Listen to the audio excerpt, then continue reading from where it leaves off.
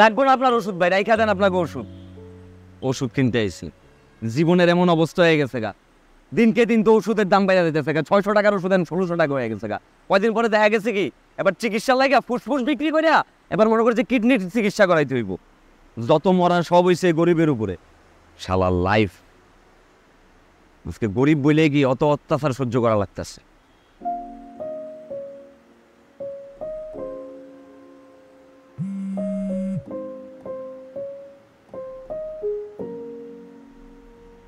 আসসালামু আলাইকুম ভাইয়া, কেমন আছেন? ওয়ালাইকুম আসসালাম। গরিবের আর থাকা ভাই, কে আপনি? কথা বলা যাবে একটু? বলেন। আমি আসলে একটা কোম্পানি থেকে আসছি, কিন্তু এই বিষয়ে আমি কথা বলবো না, একটা পার্সোনাল কথা বলি। হ্যাঁ, কী হয়েছে আপনার? মন খারাপ কেন?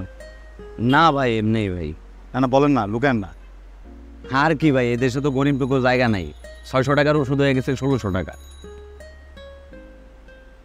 বুঝছি ভাই, ওইটা তো আসলে আপনার একার জীবনের সমস্যা নেই, এটা তো সবার জীবনের সমস্যা। সব জায়গাতে জিনিসপত্রের দাম একটু বাড়ছে, বুঝছেন?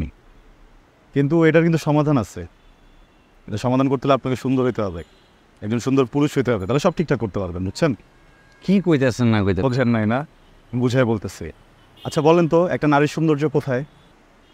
নারী মানুষ শাড়ি পরলে সুন্দর লাগবো। শুধু শাড়ি না, গহনা, টিপ, লিপস্টিক, কানের দুল, হাতে চুড়ি পরলে পৃথিবীর যে কোনো সুন্দর নারী হোক, কুৎসিত নারী হোক, এভাবে একটু সেজে গুজে গহনা পরে বেরোক, দেখবেন ভাল লাগবে। আপনি একবার তাকাবেন। পুরুষ মানুষের সৌন্দর্য কি এভাবে হয়? আপনি গহনা পরতে পারবেন, টিপ দিতে পারবেন, লিপস্টিক দিতে পারবেন, আন্দোলন হয়ে যাবেন। বলেন তো, পুরুষের সৌন্দর্য কীভাবে বোঝা যায়? পুরুষের সৌন্দর্য কোথায় বলেন? বলেন, ভেবে বলেন। পকেটে ভাই, একজন পুরুষের পকেটে টাকা বেশি হইলে সে খুব সুন্দর, আর টাকা কম হলে সে তত কুৎসিত। যেই পুরুষের টাকা যত বেশি সে তত সুন্দর পুরুষ, যেই পুরুষের টাকা যত কম সে তত কুৎসিত পুরুষ। বুঝছেন এবার? হ্যাঁ, বোঝেন নাই? শোনেন ভাই, আমি কিন্তু আপনার মতো হতাশ ছিলাম। এই ডাক্তারের দোকানে ঢুকে কত দিন গেছে, কত রাত গেছে, কাঁদছি, ওষুধ কিনতে পারিনি। আজকে আমি চাইলে দোকান কিনে ফেলতে পারবো, সম্ভব ছিল না কিন্তু, বুঝছেন?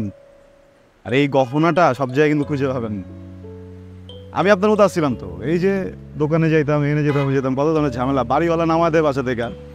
আল্লাহর রহমতে পরে একটা কোম্পানিতে জব পাইছি, হ্যাপি লাইফ কোম্পানি লিমিটেড। লাইফটা হ্যাপি হয়ে গেছে ভাই। কি company? Happy life company limited. কোম্পানির কাজ কি? আমাদের কোম্পানিতে খুব স্বল্প মূল্যে প্রোডাক্ট দেয়, যে প্রোডাক্ট মার্কেটে গিয়ে আপনি অনেক দামে বেচতে পারবেন। ধরেন এই দোকানে একটা ওষুধের দাম 2 টাকা, ওটা আমাদের কোম্পানি থেকে আপনি যদি কেনেন 8 আনায় কিনতে পারবেন। কিনে ওরা কেনে কত দেয়? 2 টাকায়। আপনি যদি 2 টাকায় বেচেন, এবার চিন্তা করেন তো আপনার কত বিক্রি হবে। ব্যাপারটা বুঝছেন? বোঝেন নাই এখনো?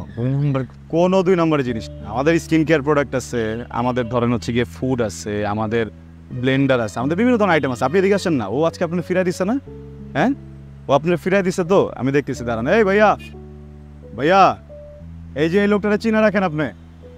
আজকে ওষুধ না নিয়ে চলে গেল না, এই দোকানটা কিনে নিবো। হ্যাঁ, এটা উচিত না, বুঝছেন? আপনি তো মানুষটা বোঝেন নাই, মানুষটা চেনেন না। এই দোকানটা কিনে নিয়ে যাবো, আমি কয়ে দিলাম আপনারে, দোকান কিনে নিয়ে যাবো। এই লোক আপনি কিনতে পারবেন না ভাই? হ্যাঁ, ও কিনবেন কেমনে? আপনার তো গহনাই নেই।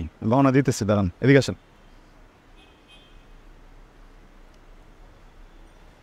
এই যে গহনার ঠিকানা, আমার অফিস। আপনি এই যে নিচে নাম্বারটা আমার, এখানে একটা ফোন দিয়ে এসে অফিসে চলে আসবেন, আর ম্যানেজারের সাথে বসা দিন।